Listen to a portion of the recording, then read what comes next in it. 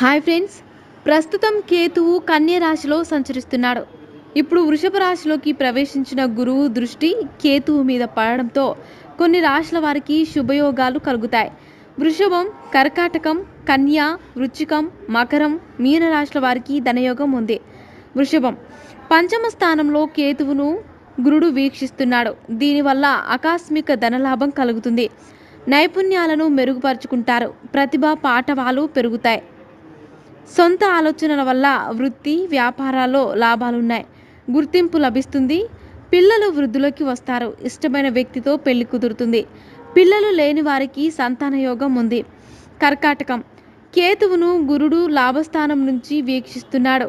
దీనివల్ల ధనలాభం ఉంది. ఏ ప్రయత్నం చేపట్టినా విజయాన్ని సాధిస్తారు. విదేశీ ప్రయాణాలు ఉన్నాయి. వృత్తి వ్యాపారాల్లో అంచనాలకు మించి రాణిస్తారు.